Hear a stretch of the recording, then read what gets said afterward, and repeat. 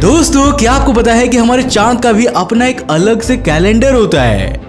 ये तो आपको पता ही होगा कि चांद पर ना तो पानी है और ना ही हवा मौजूद है, लेकिन आप ये जानकर हैरान हो जाओगे कि चांद पर समुद्र भी मौजूद है। आपने धरती से स्पेस में ले जाए गए प्लैनेट्स के बारे में तो सुना ही होगा, लेकिन क्या आप बिलीव करोगे कि धरती पर कुछ ऐसे भी ट्रीज है जिन्हें चांद से लाया गया था। एंड मोस्ट इंटरेस्टिंगली, क्या हो अगर मैं आपसे ये कहूं कि हमारा चांद हमारी धरती की नेचुरल सैटेलाइट है ही नहीं।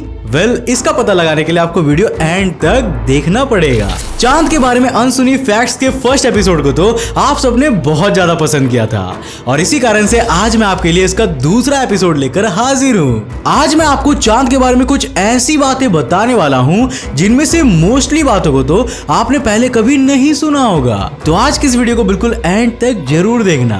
तो हेलो गाइस, मैं आकाश शेखर। चलिए शुरू करते हैं आज के इस नए एपिसोड को। सबसे पहले बात करते हैं ल्यूनार कैलेंडर की। दोस्तों, जिस तरह यहाँ धरती पर हम हर साल का कैलेंडर बनाते हैं या फॉलो करते हैं, उसी तरह चांद का भी एक अपना कैलेंडर होता है। हमारे देश भारत में हम IST यानी कि इंडियन स्टैंडर्ड टाइम के हिसाब से टाइम को कैलकुलेट करते हैं। वही यूनाइटेड किंगडम में GMT यानी कि ग्रीनविच मीन टाइम और चाइना में CST यानी कि चाइनीज स्टैंडर्ड टाइम के हिसाब से टाइम को कैलकुलेट किया जाता है। ठीक इसी तरह हमारे चांद का टाइम ल्यूनार स्टैंडर्ड टाइम के आधार पर कैलकुलेट किया जाता है। एक ल्यूनार ईयर में होते हैं टोटल 12 दिन।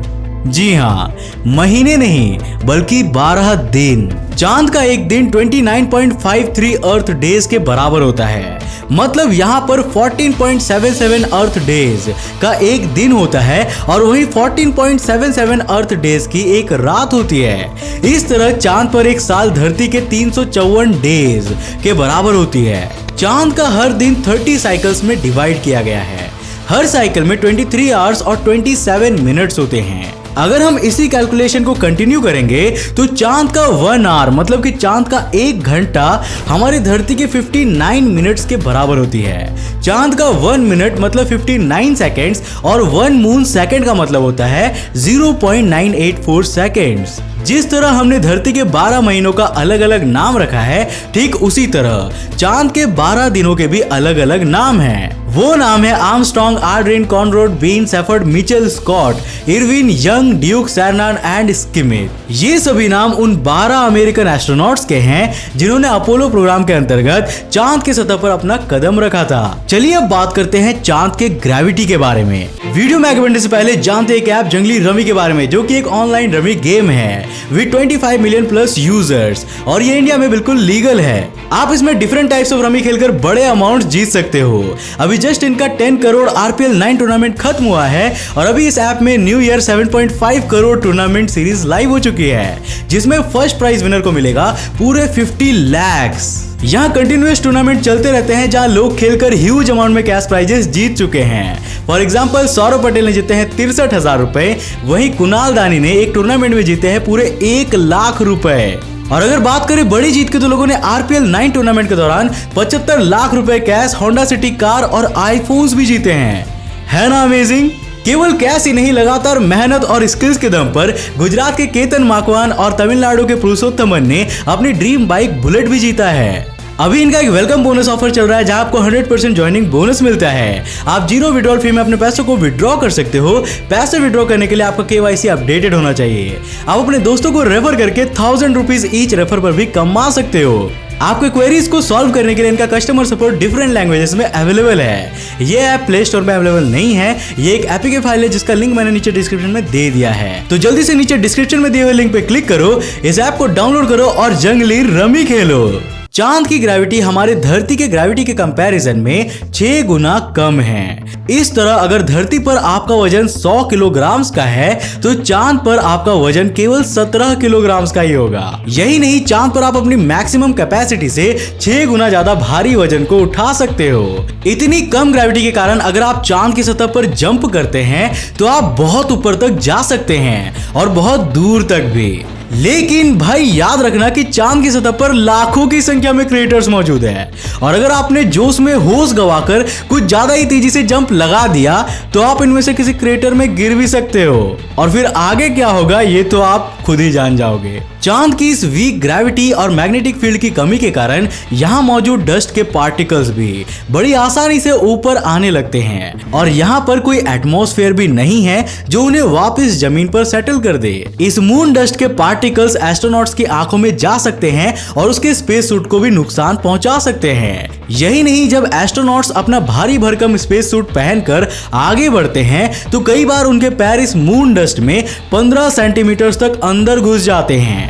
वैसे डस्ट से याद आया कि जब हम इंसानों ने चांद के सरफेस को एक्सप्लोर नहीं किया था तब बहुत सारे वैज्ञानिक ये मानते थे कि चांद की पूरी सरफेस ड्राई क्विक सैंड से ढकी हुई है, मतलब इसकी सरफेस कुछ कुछ धरती पर मौजूद बीचेस के जैसी है। और इसी कारण वो ये मानते थे कि अगर हम वहां पर कोई स्पेसशिप को भेजते हैं तो वो उस ड्राई क्विक सैंड में समा जाएगी और हमारी लैंडिंग अनसक्सेसफुल हो जाएगी। साल 1960 तक हम इंसान ऐसा ही मानते रहे थे, लेकिन बाद में जब हमने कुछ बिना इंसानों वाले स्पेसशिप्स को वहां पर भेजकर देख लिया तब जाकर हमें ये पता चला कि भाई वहां ना तो कोई सैंड है और ना ही कोई रैबिट, काऊ या बफेलो या फिर कोई चांद वाली बुढ़िया है जैसा कि हमें बचपन में बताया जाता था। वैसे आप में से किन किन लोगों ने बचपन में ये कहानियां सुनी हैं मुझे नीचे कमेंट करके जरूर बताना। 31 जनवरी 1971 को नासा ने चांद पर अपना तीसरा मैन्ड मिशन अपोलो 14 भेजा था। इस मिशन में 3 एस्ट्रोनॉट्स चांद पर गए थे,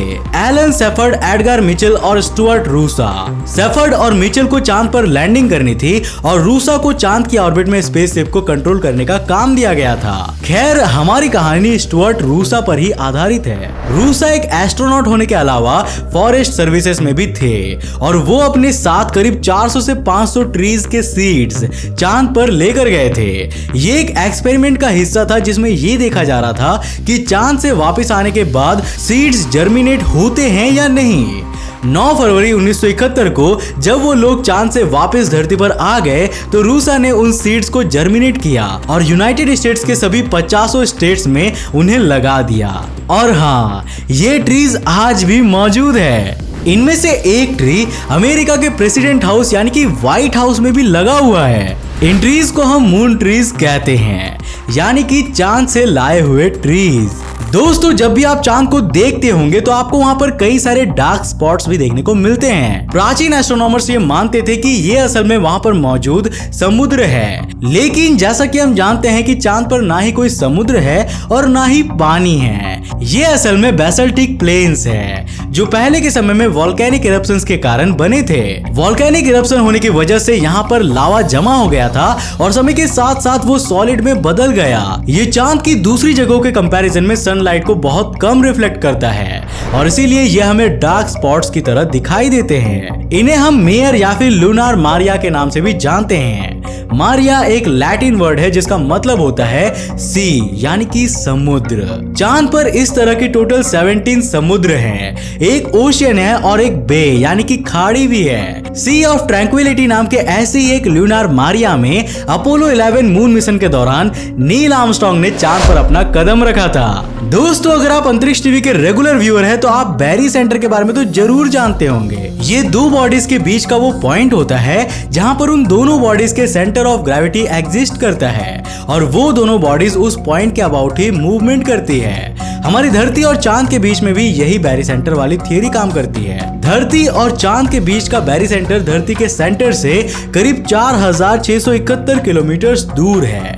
मतलब अभी आप जहां पर खड़े हो ना उससे 1707 किलोमीटर नीचे जमीन में वो इमेजिनरी पॉइंट स्थित है जिसे हम धरती और चांद का बैरी सेंटर कहते हैं। वैसे अगर हम चांद के साइज के बारे में बात करें तो ये धरती के कंपैरिजन में करीब 27% है। अगर हम सोलर सिस्टम के किसी भी दूसरे सैटेलाइट्स को देखेंगे तो वो अपने प्लैनेट के कंपैरिजन में इतनी बड़ी नहीं है, लेकिन हमारा चांद धरती का 1/4 है। सोलर सिस्टम में हमें ऐसे और केवल 2 ही एग्जांपल्स मिलते हैं। पहला है प्लूटो और उसका मून सैरोन और दूसरा है एरिस और उसका मून डिस्नोमिया। साल 2006 में इंटरनेशनल एस्ट्रोनॉमिकल यूनियन की जनरल असेंबली में एक प्रपोजल लाया गया था कि प्लूटो और सैरोन को ड्वार्फ प्लैनेट और मून नहीं बल्कि एक डबल प्लैनेट सिस्टम माना जाए।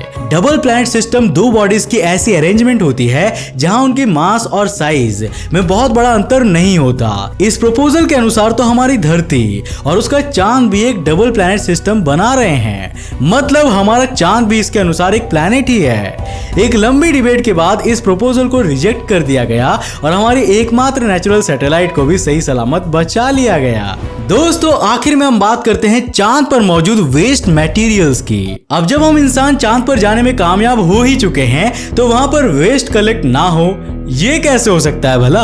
एक एस्टीमेट के अनुसार अभी तक हम इंसानों ने चांद पर करीब 200 टन वेस्ट को जमा कर चुके हैं। इनमें वो खराब पड़े हुए और डिस्ट्रॉय हो चुके लूनार रोवर्स, प्रोब्स और सैटेलाइट्स मौजूद हैं, जिन्हें दुनिया के अलग अलग देशों ने चांद पर भेजा था। ये रोवर्स चांद पर पहुंच तो जाते हैं, लेकिन अपने मिशन पीरियड के खत्म हो जाने के बाद ये वहीं पर हमेशा के लिए पड़े रहते हैं और वेस्ट में शामिल हो जाते हैं। अपोलो मिशन के तहत जो एस्ट्रोनॉट्स और स्पेसक्राफ्ट्स वहां पर लैंड हुए थे, उन्होंने वहां पर cameras, power PACS, drills, towels, brushes, personal belongings और अपने बॉडी वेस्ट जैसे कि यूरिन, स्टूल और वॉमिट बैग्स में भरकर छोड़ दिए थे।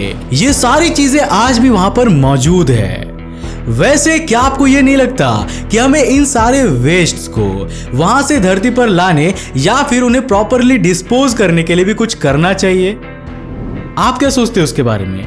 हमें नीचे कमेंट करके जरूर बताना। अगर आपने अभी तक हमें इंस्टाग्राम और फेसबुक फॉलो नहीं किया तो कर क्या रहे हो यार, जल्दी जाके हमें इंस्टाग्राम और फेसबुक पे लाइक और फॉलो कर लो। अगर आप नए हो इस चैनल पे तो ऐसे इंटरेस्टिंग वीडियोस के लिए चैनल को सब्सक्राइब करने के साथ साथ नोटिफिकेशन बेल को ओपन कर देना ताकि आप देख सको हमारे वीडियो सबसे पहले। तब तक के लिए बाय, जय हिंद।